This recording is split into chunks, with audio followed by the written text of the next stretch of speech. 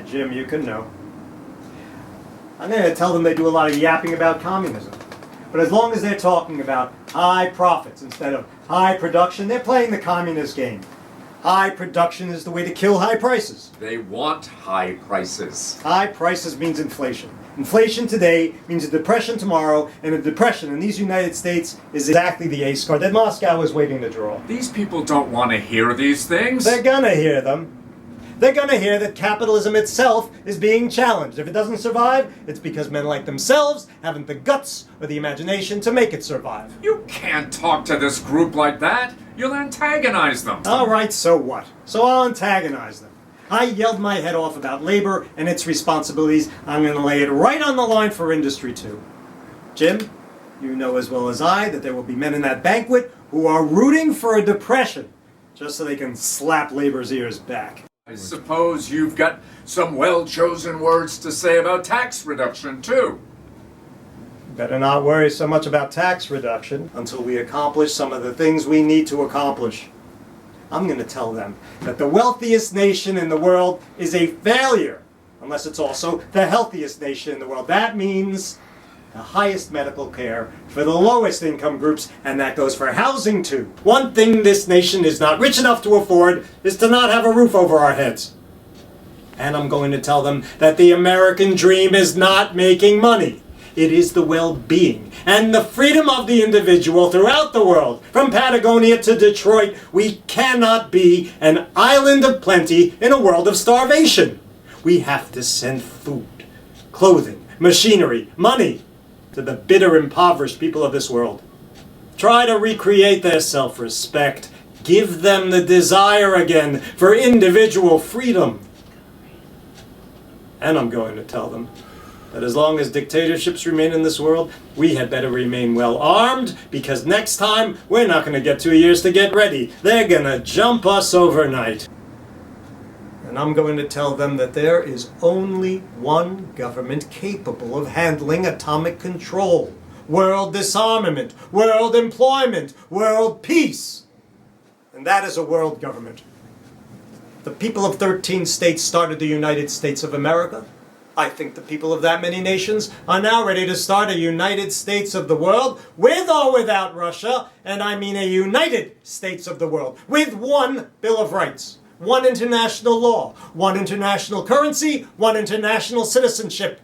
And I'm going to tell them that the brotherhood of man is not an idealist dream, but a practical necessity if man is going to survive. Where are you going? I am going to get pie-eyed, and then I am going back to Washington. You're walking out on me. I sure am. If you're going to climb out on a limb like that and saw it off behind you. We'll resume from the Matthews home.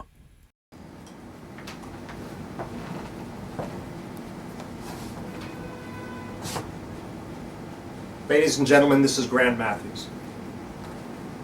I'm sorry to interrupt, but I can't take any more of this. Don't you shut me off. I am paying for this broadcast. Don't cut him off. Give him a chance. It'll cost me my job. Ladies and gentlemen, that speech you just heard Mrs. Matthews give, she doesn't believe a word of it.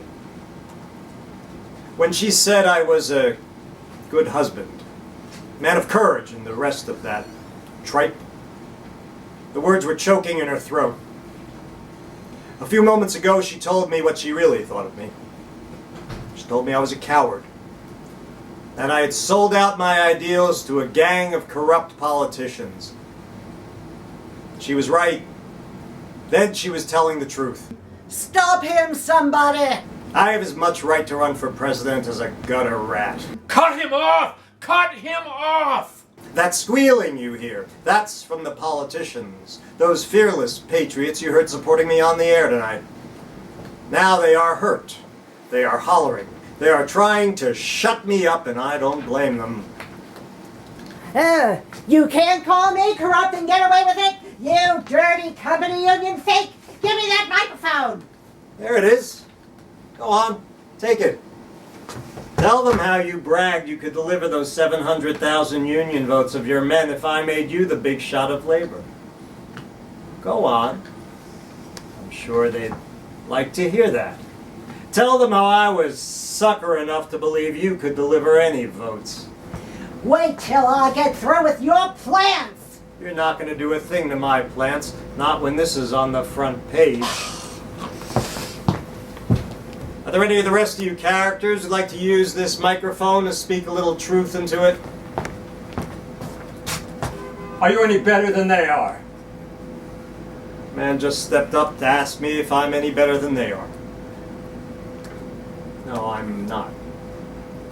As a matter of fact, I'm worse than they are.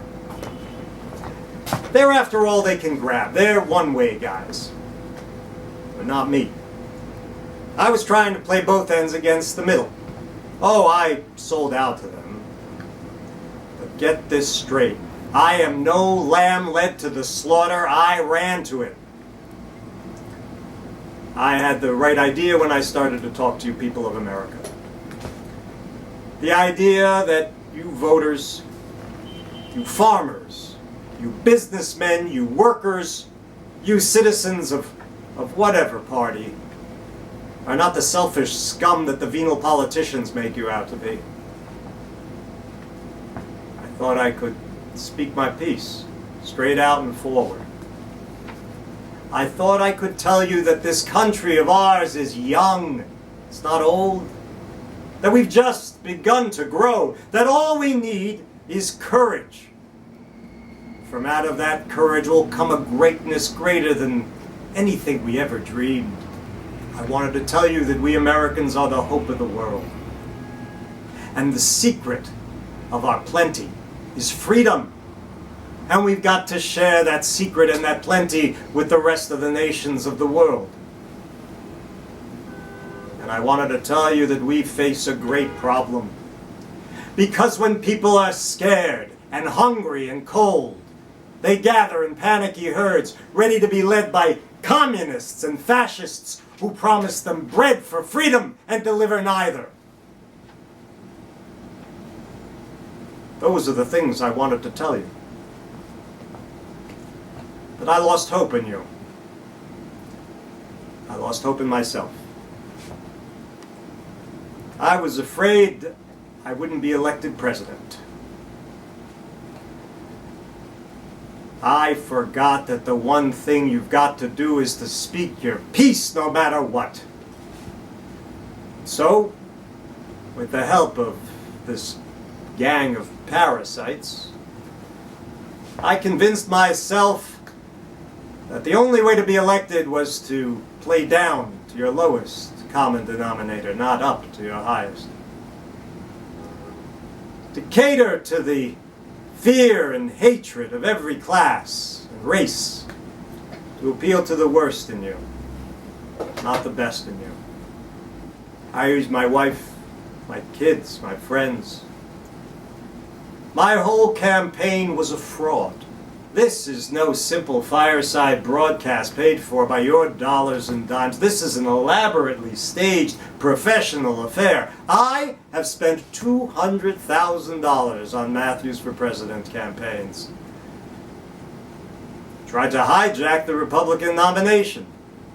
I became an Al Capone of politics. But I forgot one thing. I forgot how quickly Americans smell out the double dealers and the crooks. My wife knew. And I knew. Tonight, when I attended a meeting right here in Greatwood, there were all my friends there. People who'd known me for a long time, who liked me. But they didn't like me anymore. They knew I was a phony. Well, I guess that's the story, ladies and gentlemen. It's one I'm particularly proud of. I was the one who screamed for a warrior's courage to meet the daily battles of everyday life. I'm the one they meant when they said, "Physician, heal thyself." So, here and now I withdraw as a candidate for any office, not because I am honest, but because I am dishonest. I'd like to apologize to all the good, sincere people who put their faith in me. I'd like to apologize to my wife.